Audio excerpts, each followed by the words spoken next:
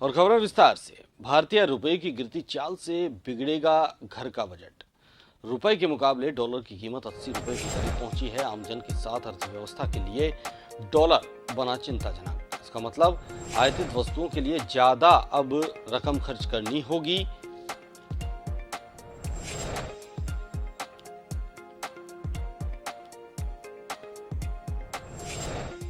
घरेलू स्तर पर इन चीजों के दामों में बढ़ोतरी देखने को मिल सकती है। रिजर्व बैंक को डॉलर के प्राइस को कंट्रोल करने के लिए कदम उठाने चाहिए। विदेश में घूमना, पढ़ाई करना हो जाएगा महंगा। रुपए की कमजोरी से कारपोरेट हाउसेज के लिए भी विदेशी कर्ज लेना महंगा हो जाएगा।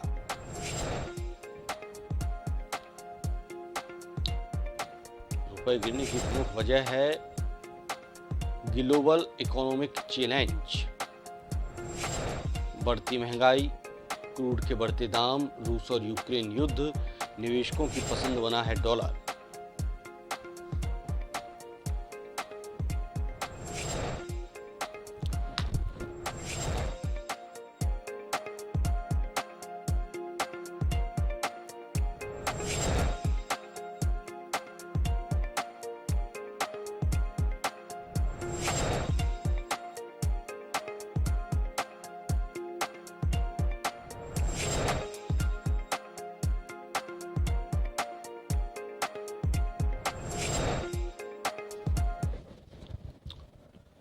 और ज्यादा जानकारी के लिए हमारे साथ अर्थशास्त्री जय सिंह कोठारी जी जुड़े हुए हैं। बहुत बहुत स्वागत है सर आपका जन टीवी पर। सर, रुपए की गिरती चाल के चलते रुपया कमजोर हो रहा है, डॉलर मजबूत हो रहा है। कितना इसका हमें नुकसान उठाना पड़ सकता है? देखो, अभी जो पिछले कुछ ये यूक्रेन रशिया वार के बाद में सबसे बड़ी जो चुनौती आई है सब दुनिया के सामने, वो है महंगे तेल की जी। और भारत के सामने भी वो सबसे बड़ी चुनौती इसलिए कि हम 85% हमारा कंजम्पशन का जो क्रूड ऑयल है वो इम्पोर्ट करते हैं, केवल 15% हम भारत में पैदा करते हैं जी। ये ऑयल महंगा होने से क्या है कि हमारी जो इम्पोर्ट एक्सपोर्ट की बैलेंस और पेमेंट की स्थिति है वो बिल्कुल बदल गई है।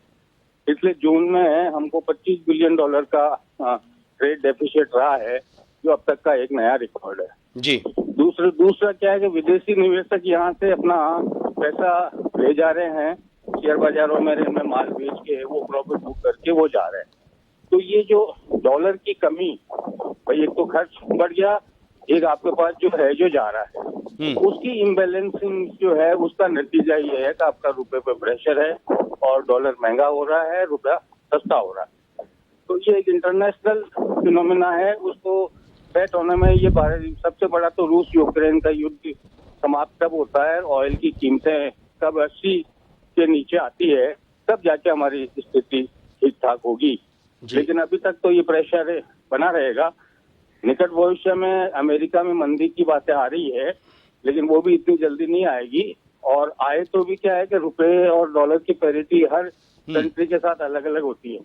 तो हम हमारा जब तक एक्सपोर्ट और वो इनकम दूसरी नहीं बढ़ाएंगे तब तक ये परेशानी झेलनी पड़ेगी जी। तो मेरा ये मानना है कि अभी 1 साल के लिए तो कम से कम ये स्थिति का दौर रहेगा। उसके बाद क्या स्थिति होती है वो समय बताएं। जय सिंह जी, जिस तरह से रुपया गिर रहा है, कमजोर हो रहा है, क्या देश आर्थिक मंदी की तरफ बढ़ रहा है?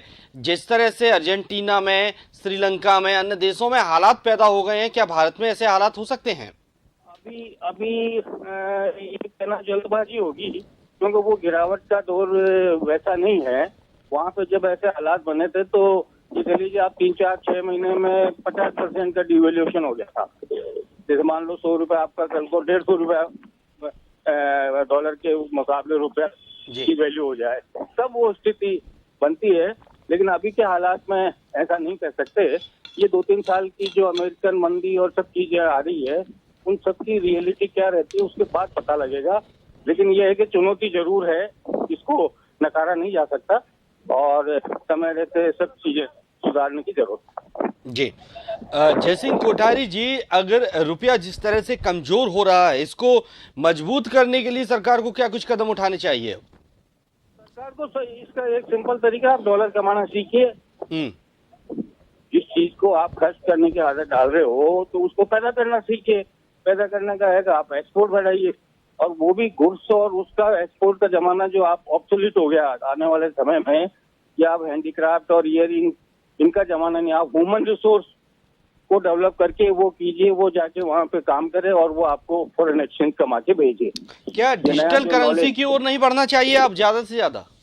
नहीं, उससे फर्क नहीं पड़ेगा। डिजिटल करेंसी होगी तो भी क्या होगा, मेन तो बेसिक चीज तो है ना कि जिसको आप चीज को पैदा नहीं कर रहे हो, उसका उपभोग बढ़ा रहे हो, तो उसकी प्राइस तो आपको पे करनी पड़ेगी। उससे डिजिटल करेंसी का तोड़ नहीं है। इसकी तोड़ यही है कि आप डॉलर कमाने के तरीके और वो व्यापक स्तर पे बढ़े। जी, बहुत बहुत शुक्रिया जय सिंह जी आपका हमारे साथ जुड़ने के लिए।